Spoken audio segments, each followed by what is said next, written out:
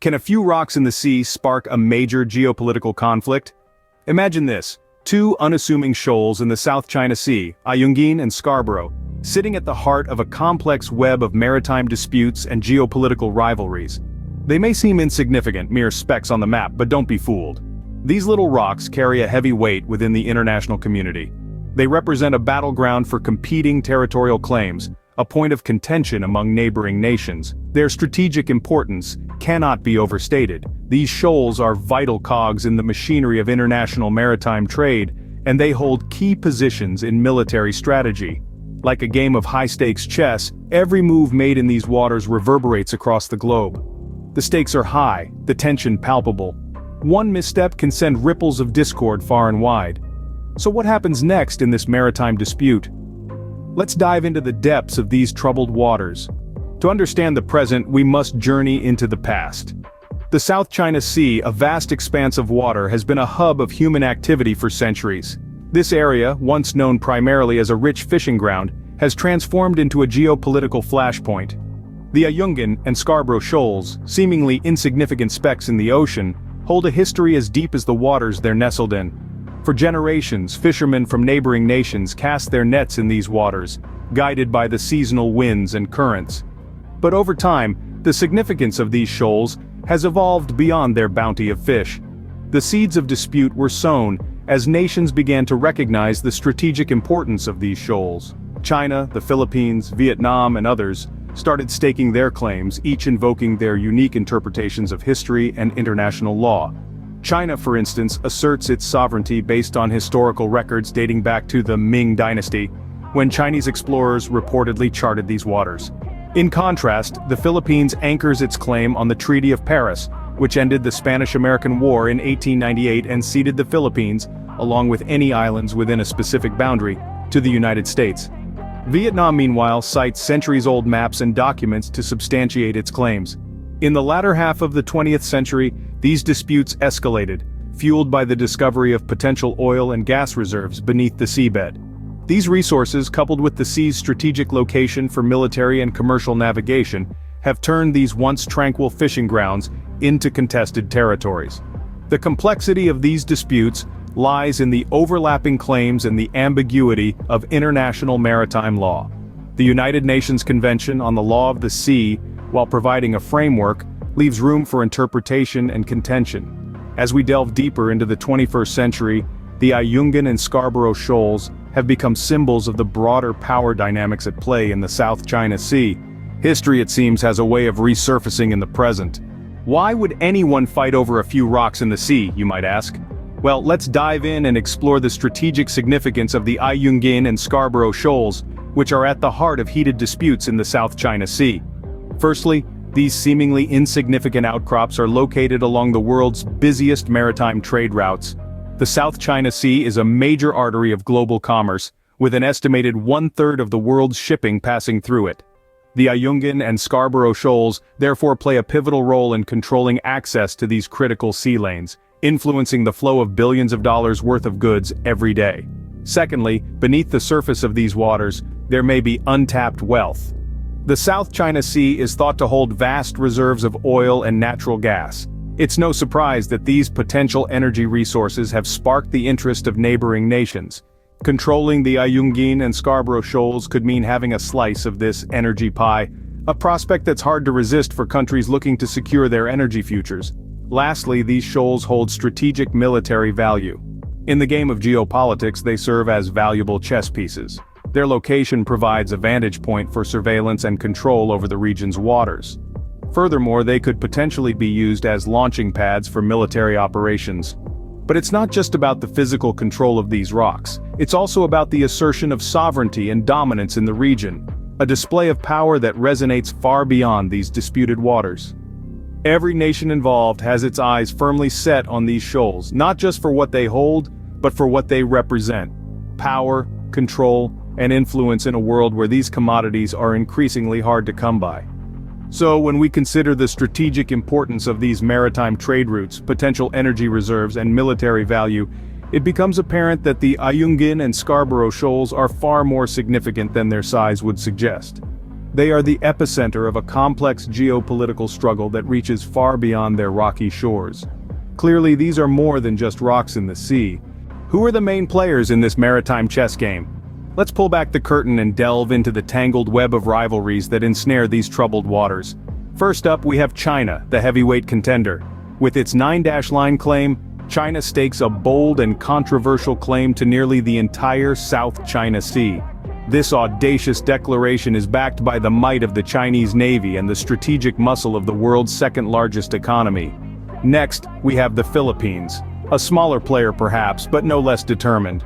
The Ayungin and Scarborough Shoals lie within its exclusive economic zone, according to the United Nations Convention on the Law of the Sea. Yet, it's a claim China staunchly refutes, leading to numerous standoffs and diplomatic skirmishes. Vietnam, too, has a dog in this fight. It contests China's territorial claims, particularly around the Paracel and Spratly Islands. The history of their disputes is marred with naval clashes and fiery rhetoric, underscoring the simmering tension in the region. But the web of rivalries doesn't stop there. Malaysia, Brunei, Taiwan, each has its own stake in this maritime dispute, whether it's for resource-rich waters, strategic shipping lanes, or simply to assert national sovereignty. Each has their reasons, and each plays their part in this intricate dance of power and ambition. The South China Sea, then, is not just a body of water. It's a chessboard, where nations vie for strategic advantage, assert their dominance, or simply strive to hold their ground. The pieces are in motion, the players are locked in a tense standoff, and the game is far from over. But remember, this is more than just a game. The stakes are high, and the consequences of miscalculation could be severe. It's not just about rocks and reefs, but about power, prestige, and the very principles of international law. The stage is set for a high-stakes game of geopolitical chess. As we delve deeper into the South China Sea disputes, we'll see how these rivalries shape the troubled waters of the Ayungin and Scarborough Shoals. How do nations navigate these tense waters? The South China Sea, a vast expanse of blue, is more than just a body of water. It's a stage where nations perform a delicate dance of diplomacy and deterrence. The steps are intricate and the stakes are high, especially around the Ayungin and Scarborough Shoals. Rewind to 2012, a year that saw a particularly tense standoff at Scarborough Shoal. A routine inspection by a Philippine warship escalated into an international incident. Chinese fishing vessels were found with endangered species, seized by the Philippine Navy. China responded with a swarm of maritime surveillance vessels. The standoff lasted for several months, a silent war fought not with bullets but with ships, a testament to the power of presence. In the aftermath, the shoal fell under de facto Chinese control. It was a turning point, a clarion call for nations in the region and beyond to reassess their strategies. The Scarborough Shoal standoff highlighted the potential for escalation, the reality of territorial disputes transforming into geopolitical flashpoints. Then came 2016, a year of legal battles rather than maritime standoffs. The Philippines, in a bold move, took China to the Permanent Court of Arbitration. The court, in a landmark ruling, invalidated China's 9-line claim that encompassed much of the South China Sea. It was a diplomatic victory for the Philippines, but one that China chose to ignore, dismissing the ruling as null and void. This dismissal underscores the limitations of legal avenues. Laws, after all, are only as effective as their enforcement. In the vastness of the South China Sea, enforcement is a challenge. It's a reality that nations have to grapple with, a reality that shapes their diplomatic maneuvers. And so, the dance continues. Nations tread carefully, balancing their need for resources with their desire for peace. Negotiations are ongoing, with ASEAN and China discussing a code of conduct for the South China Sea. It's a step towards managing disputes, a move towards establishing rules of engagement. But amidst these diplomatic efforts, deterrence remains a crucial strategy. Nations continue to flex their military muscles, conducting naval exercises, building artificial islands, and establishing presence.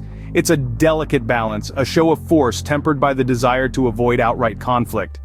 In the South China Sea, diplomacy is not just about negotiation, it's about demonstrating resolve, about showing willingness to defend territorial claims. It's a game of chess played on a maritime board, each move calculated, each decision weighed against potential repercussions. In these troubled waters, diplomacy and deterrence go hand in hand. The dance continues, each step echoing in the vast expanse of the South China Sea. Nations navigate these tense waters, their paths marked by the ebb and flow of geopolitical currents. What does the future hold for the South China Sea disputes? This is a question that looms large in the minds of many, from political analysts to everyday citizens across the globe. Let's delve into this complex issue. The South China Sea is a hotbed of geopolitical tension, a chessboard where nations are constantly maneuvering, each seeking to assert its dominance, secure its interests, and protect its sovereignty. The Ayungin and Scarborough Shoals are not just mere specks on the map, but strategic points in this high-stakes game. In the future, we could see a number of scenarios play out. One possibility is an escalation of tensions, leading to potential conflict. Given the strategic importance of the South China Sea, a military confrontation in these waters could have far-reaching implications, disrupting international trade routes and potentially sparking a wider geopolitical crisis. It's a grim prospect, but one that cannot be entirely ruled out given the stakes involved. However, there's another possible future, one where diplomacy and dialogue triumph over discord. In this scenario, the countries involved would engage in peaceful negotiations to resolve their territorial disputes. The establishment of a code of conduct for the South China Sea, currently being discussed by the Association of Southeast Asian Nations and China, could be a significant step in this direction. Such a code could help manage and mitigate disputes, promoting stability in the region. This peaceful resolution would not only benefit the countries directly involved, but also contribute to global stability. The South China Sea is a vital artery of global trade, with trillions of dollars worth of goods passing through its waters each year. A peaceful South China Sea means a more stable global economy. But there's also a third scenario, one where the status quo persists. The disputes could continue to simmer, with occasional flare-ups but no major conflict or resolution.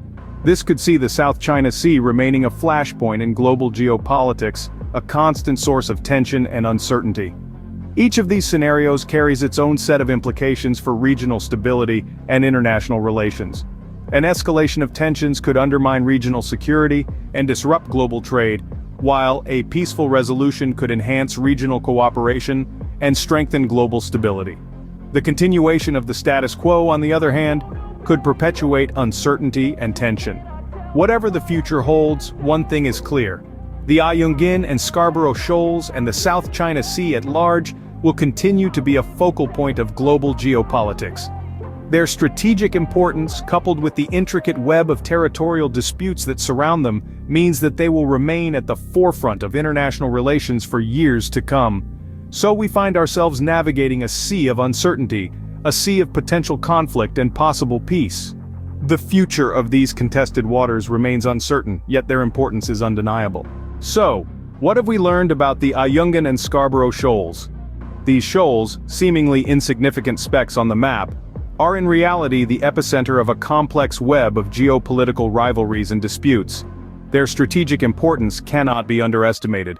Located in the heart of the South China Sea, they command a vast expanse of waters, rich in marine resources and potential oil and gas reserves. Their historical origins are steeped in centuries-old maritime traditions, with fishermen from surrounding nations drawn to their abundant waters. Over time, these once peaceful fishing grounds have transformed into flashpoints of contention, with the territorial claims of neighboring nations overlapping and colliding. The main players in this maritime drama are China, the Philippines, and to a lesser extent, other Southeast Asian nations. China asserts its claims through the Nine-Dash Line, a controversial boundary that encompasses nearly the entire South China Sea. Meanwhile, the Philippines, despite being a smaller player, has not backed down, asserting its own claims based on historical presence and international law. The tension and standoffs we've witnessed in recent years are not just about these shoals. They are indicative of a larger struggle for power and influence in the region. The South China Sea, with its strategic sea lanes and resources, is a chessboard where nations, big and small, vie for control. The implications of these disputes extend beyond the region. They are shaping the dynamics of international relations, challenging established norms, and testing the resilience of international law. The outcome of these disputes could redefine the balance of power in the region, and potentially, the world. As we delve deeper into these troubled waters, we realize that the stakes are high. The Ayungin and Scarborough Shoals represent not just a territorial dispute, but a litmus test for the state of international cooperation, the rule of law, and the future of regional stability. As we navigate these troubled waters, understanding the stakes is the first step towards finding a resolution.